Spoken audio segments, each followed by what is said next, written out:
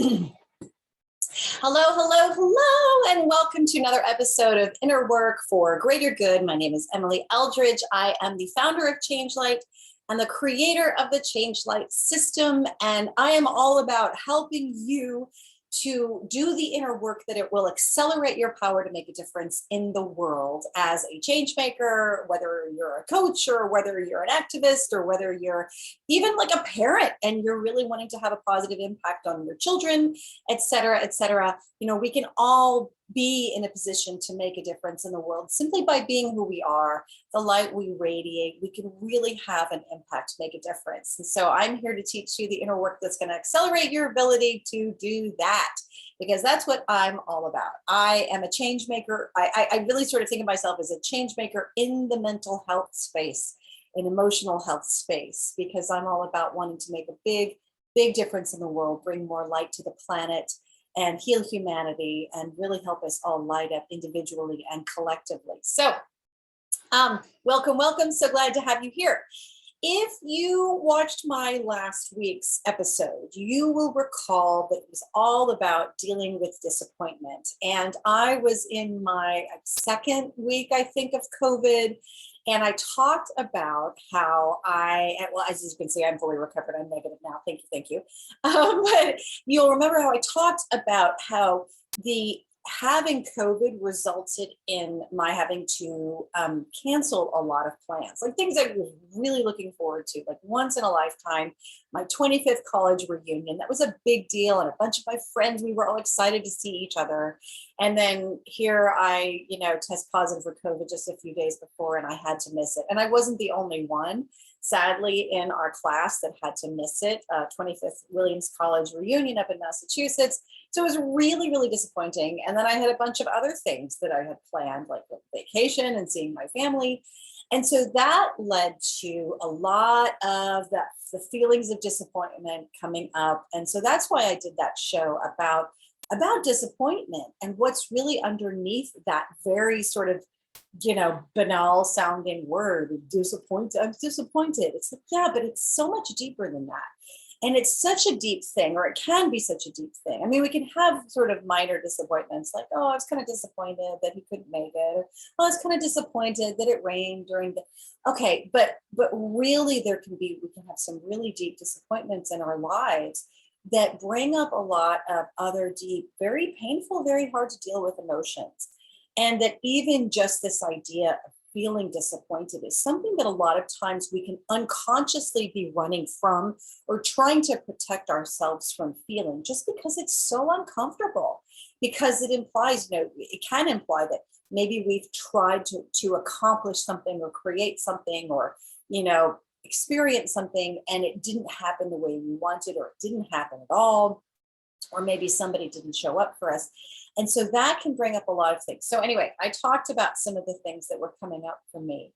And one of the big things that got triggered in that period, it was basically my deepest, realizing that a lot of what had been under the surface with me and what had been unconsciously affecting or impacting how I was behaving or how I was feeling, and therefore how I was behaving and the choices I was making or the things I was doing or not doing, they were really related to my deepest fear. And my deepest fear, this is my own personal deepest fear, and I've known this since probably my 20s, my deepest fear is that I will not fulfill my mission in this lifetime, my purpose for being here. I feel a very strong calling, a very strong sense of mission and purpose. And even before I knew what that was, I know what it is now, but even years ago, which is why I'm saying, like in my 20s, it really started to come up after I graduated from college. And I think it came up because, and you might relate to this, I think it came up because, when you're in school and, you're sort of in school, and it's like, at least this was my experience. I was in school. And so I was sort of distracted by all the different projects and classes and interests that I could pursue. And so there's sort of this track that you're on, and okay, I'm in, preschool and lower school and then middle school and then high school. And then it's always about this, okay, well, if again, for me, in sort of my cohort in life. It's about, well, you want to do well in school so that you can go to college, and when you go to college you can get a good job. And I got through college and I didn't necessarily have a job lined up, but I had a plan, because I knew I didn't ever want to regret not trying certain things. So actually, in my case, I ended up going out to Los Angeles and living with my dad's cousin, who was an actress, and I was acting out there. And it was by doing that that I discovered that no, this isn't really my thing. It wasn't fulfilling for me. And so that's what led me to try a lot of other things, but it also led me to really struggle and go, I know I'm here for a reason. And I started to realize that I had a mission. And I was like, I know I'm here for a reason. I know I can have a big impact, but what is that? And actually a part of that was that I would get so frustrated and so upset that I would just kind of give up, and I would just sort of put it out to God or the universe or whatever. And I said, I don't know what my purpose is, but please just use me for the highest good. That was the wish that I put out there, because that was my deepest desire, is that whether it was acting or singing or graphic design or I even had a company making creative cards, like, to give as gifts. And but it was like nothing was quite satisfying, nothing felt quite like it was it. So anyway, my deepest desire has always been to be used for the highest good and to fulfill my purpose. Well, then if that's my deepest desire, then what's my deepest fear? My deepest fear is that I won't do that I won't accomplish what I'm here to do. And you may identify with this as well. You may feel a strong sense of purpose or mission, and you may or may not know what that was. Like for me, I didn't know what that was. I just knew that I had it. And so the point is that what really, and a member of my team really helped me to realize this as well. What really came up for me was the awareness that it was my deepest fear that was causing me to be resistant towards things in my business, that was causing me to feel even the depth of this disappointment, because I see that part of my purpose was wrapped up in some of these activities that I ended up not being able to do because I was sick with COVID. So that was bringing up all of that. This was part of what, I was hoping to achieve, and connect with certain people, because it's in alignment with my deepest desire, my deepest mission. And so by those not happening as I hoped and planned, it triggered those fears and that fear. And so what my team member did, my gal, who's basically like my operations gal, and she's very spiritual, and we talk about a lot of this, and she does a lot of inner work. I mean, imagine that, member of my team doing inner work. I mean, yes, we all do inner work. So, but one of the things she reminded me of, and I say reminded me because this is a technique that I used to do on myself and I've forgotten, and I've taught this, is about facing that fear and going there and just expecting disappointment or expecting to feel that way, so that it's not so scary, so that it doesn't stop you from trying. Because what I realized, that my deepest fear, it was like that I've been carrying this, that I had subconsciously, not realizing it. Again, I'm really self-aware, and I'm always working on myself, and I'm always looking to be, work, process my blocks and release them and all that. Well, what I realized was that I've been subconsciously resisting what was really a really deep fear, my deepest fear. And that had been affecting how I was showing up or not showing up in certain circumstances, because I was really scared of disappointment around that. I was really scared of not achieving certain things related to that. And so I'd been resisting it. And of course, what we resist persists, right? Or as I've often talked about, when you've got some feeling or something coming up and you try to push it down, it's just going to push back. So trying to get rid of that fear is not going to work. It just doesn't work to say, well, I just want to get rid of this fear. In my experience, the way to go about it is you've got to face it. You've got to at least acknowledge that it exists. And sometimes just recognizing that fear exists can be enough to kind of go, okay. And you breathe and okay, that's what's going on with me. And that even just alone can be enough to give you that relief that you're seeking when it comes to being able to then move forward without being controlled by the fear. However, sometimes that's not enough, and sometimes we got to do more. And obviously, in my work with X powers and those inner blocks and triggers and wounds, again, if this is your first time watching this, go back and watch some of those because there's a lot of great information. But when it comes to those parts of us that carry those fears or carries those resistances to those fears or try to stop us from feeling them or try to protect us from feeling them, that, as like, controllers and defenders respectively, is that what happens is they just end up persisting unless and until we actually face them, unless we really listen to the stories that are underneath that have led to those fears, until we really, really honor the feelings that those parts of us are carrying. Because trying to push away those feelings and those fears, it's not going to work. They're just going to push back and persist. And so it's like, Jung, I believe, is credited with saying, what you resist persists. And then someone else turned that around and basically said, what you embrace dissolves. So what you just accept and embrace and stop resisting, it can dissolve. And so that's the basis of what I'm going to share with you. But first of all, I want to talk about, just really briefly touch on the fact that fear comes in so many different forms. And this is, for me, what I've discovered is that even when I think I've really dealt with a fear, it's like it turns out that it's actually disguised behind something else, or that there's another part of me that's trying to protect me from actually feeling that fear. I had a wonderful conversation with a gentleman yesterday in which he was very aware of actually what can cause those fears, or how he realized how he subconsciously sometimes deals with uncomfortable emotions, with discomfort. He says that he noticed that he will go back into the past and the warm memories and the things he's done and all the good stuff to help him feel better. Or he'll project or he'll actually project into the future and all the things. Well, I'm not going to focus on what's going on right now or how I'm feeling right now. I'm just going to think about what I want to create and how I want to move forward. And so what was great was, in his wisdom, he recognizes how he tends to actually distract himself from that discomfort.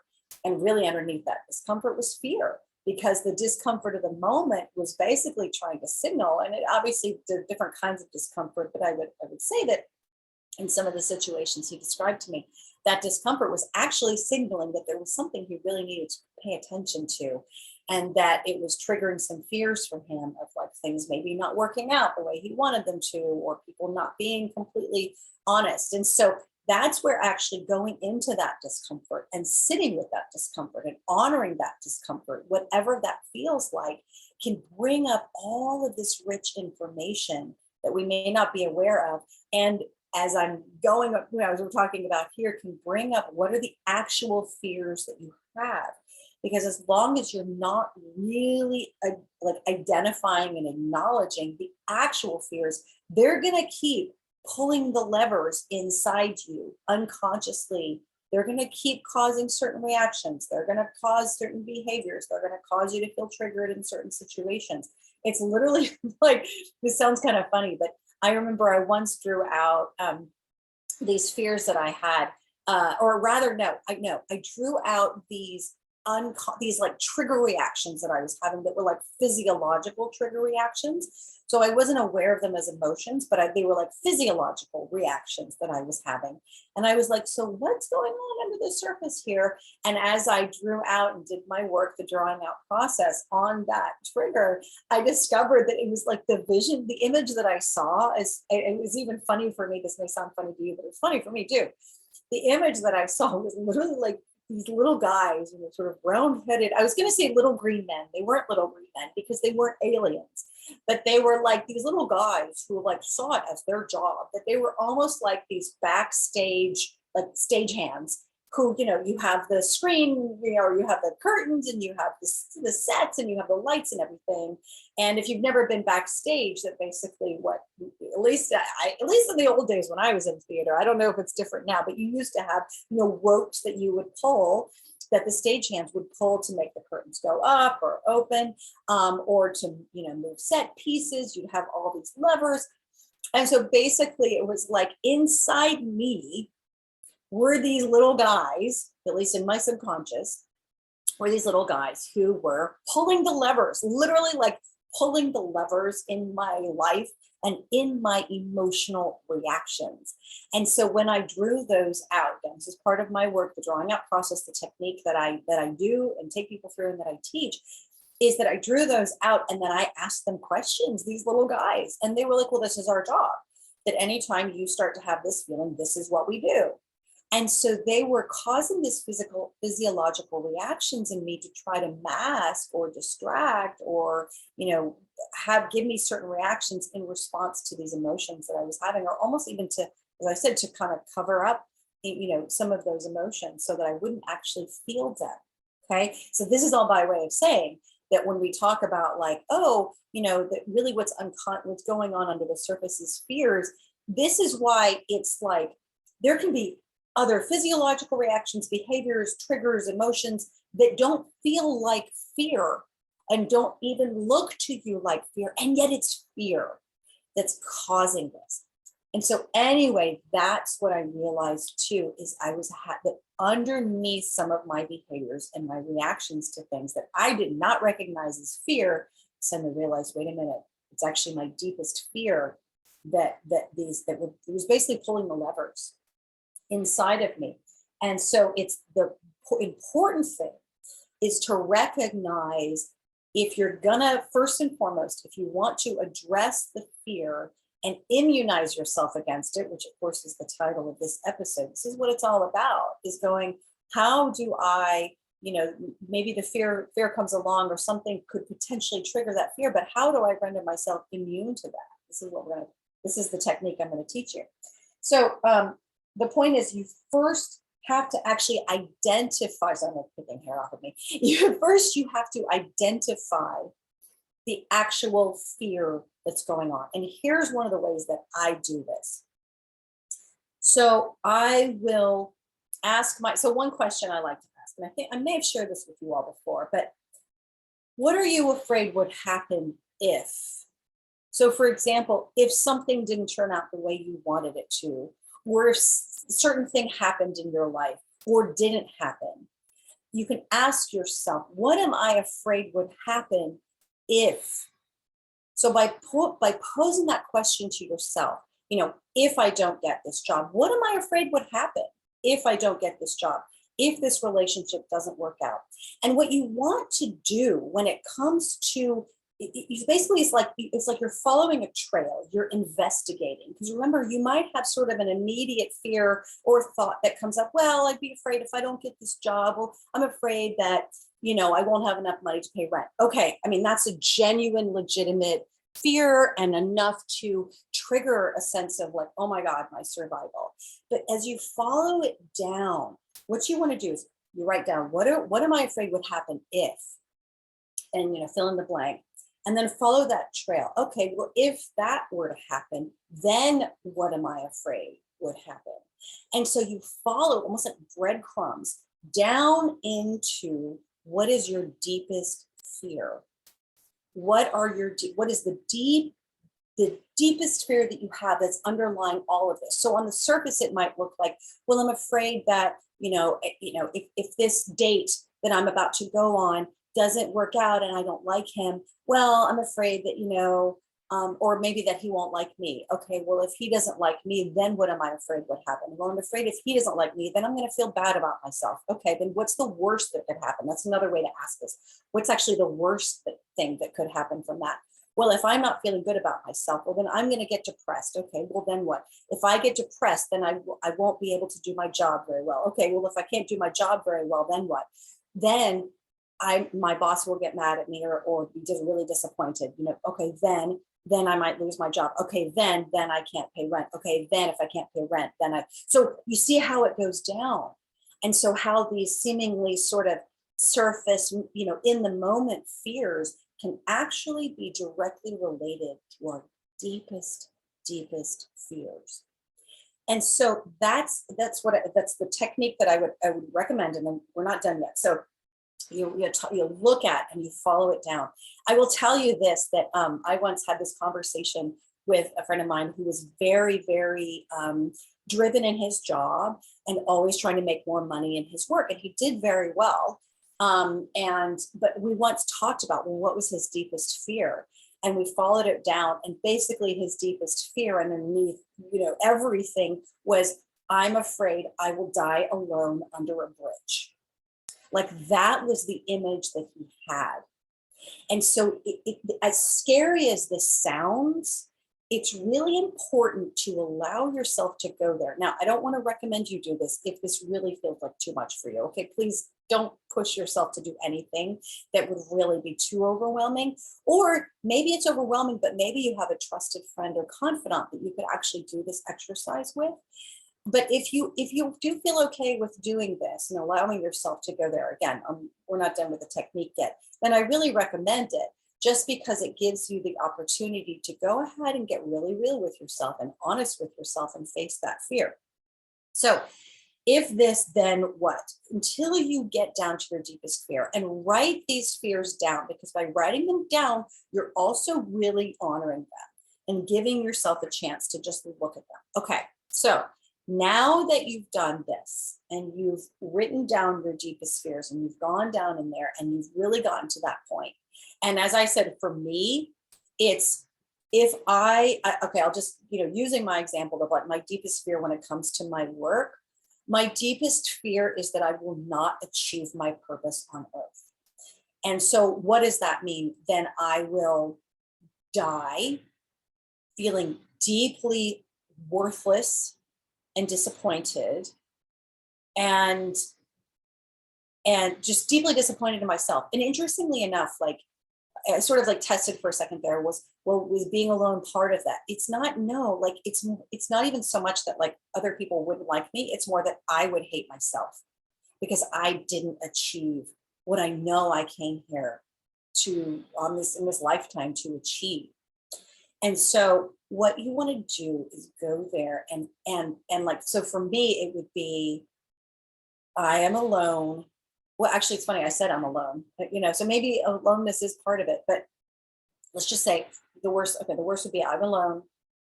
I'm in like a hospital bed, dying.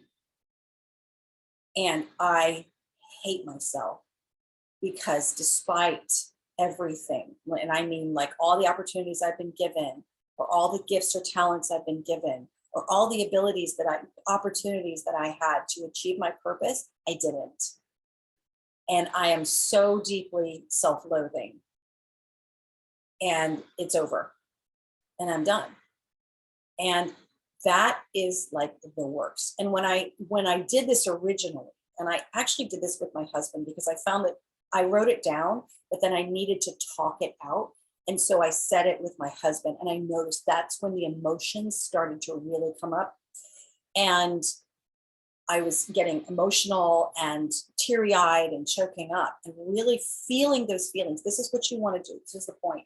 You want to go there in your mind and imagine it already happening. Okay? You're imagining it. It's not actually happening, but you're allowing yourself to imagine it happening. Here's why you're doing this. Because once you've allowed yourself to fully go there, guess what happens? It's not as scary. It's not so scary. Because here's what happens with that. You go through all the feelings. You allow yourself, rather than resisting the fear, you allow yourself to feel the fear and embrace the fear, which, as I said earlier, what happens? What you embrace dissolves. So suddenly, that fear isn't so scary. It's actually not as bad as you might have thought. Because guess what? You survived it. And what I mean by you survived it. So for me, I go into that space, that terror, that fear that this thing is happening and it's the worst thing that could ever happen. And I've allowed myself to go through it in my mind and imagine it. And guess what? I'm still here. I'm still here. That didn't happen. But I allowed myself to imagine that it happened so that then it wouldn't feel so scary. Because it's like, I survived the fear, right? So what happens is you let your body experience it. You let the feelings flow. You remember that this is all just in your imagination. And then what happens is the fear dissolves and it's not so scary. And then you'll notice, and this is what I noticed when I did this past week. I still might have a little bit more to do. But when I did it this past week, all of a sudden I was like motivated to do all these like activities that I'd been like, I'm scared. And again, I wasn't even scared, consciously scared, but I was subconsciously scared. I was subconsciously resisting. And all of a sudden I was like so productive. And I was like getting stuff done. And like all these ideas were flooding into my head and all these inspirations. And I was getting all these projects finished that I'd been resisting. And I felt so much better. And it doesn't scare me so much anymore. It's not so scary. I survived it. And you can too. And so this is what I really recommend. As you're aware of your fears, or as maybe a little fear pops up, but you feel like it might be related to some deeper stuff, then go there. Follow the breadcrumbs down to the deepest fear and go there. And let yourself feel it, and let yourself fully experience it. Let your bodies process the feelings and just go through it and the sensations as they come up. And remember, it's all in your imagination right now. It's not really happening, but you're letting it happen so that you aren't so scared of it happening anymore, because you've been there, you've done that, and you're good, and you survived, and you're strong, and everything's great. So recommend that. That is a really powerful way to immunize yourself against your deepest fears. And it's a great, great activity to do. But again, be really gentle with yourself. Be really careful with yourself, because as always, be very patient with yourself, because this is deep stuff. And this can also trigger other sort of branches of fears. And so it's just a matter of just being really patient, really gentle, and allowing yourself to imagine yourself going there and processing it at your own pace. This is not like, I'm going to heal every single fear I have. I'm going to process all of this at once, because the reality is there is a physiological component to this. It can be too much for your system. It can be too much for your mind. It could be too much. So again, just take it easy. And I say this because I used to be someone who was like, I used to like dig for like, all the stuff that I could pull out and all the traumas and all the, and everything. And it just got to be too much. So it's not about trying to dig. It's not about forcing. It's just about allowing. All right. And as you're ready to allow, and your body, your mind, your heart, your subconscious are ready to allow those things to come up, you can let them come up and do this simple exercise. So I hope this has been helpful for you. And as always, please do let me know, what, if you did this and how you feel and the difference that it makes. And in allowing your energy grid, allowing your inner emotional system to kind of lighten up, if you will, release some of the deep, dark, heavy stuff that you may be carrying that may be subconsciously affecting even your daily life and the decisions that you're making. Okay. Thank you so much. As always, I am Emily with Change Light, Inner Work for Greater Good. And I would love to have you join us in our community, where I actually teach my techniques. So I mentioned the drawing out process. I teach the first few steps of the drawing out process to help quickly and easily release those, triggers, and to really align you with your truth and allow you to be the greatest, most brightest presence possible. I should add, by the way, because I have a minute left. I should add, and this is something I didn't do, but I should do this. Speaking of the drawing out process, what about drawing out that worst fear? Draw it. Put it on the page in front of you. That is another really, really, really powerful way of releasing those feelings and really getting the depth of what's going on in your subconscious and putting it out there. And that's going to pull even more of those deepest fears out from the root. So you know what? I think I'm going to go do that right now. I can't believe I didn't even think of that before. Okay. All right. Thank you so much. Love you all. Visit us at changelight.world, and I will see you next week. Bye.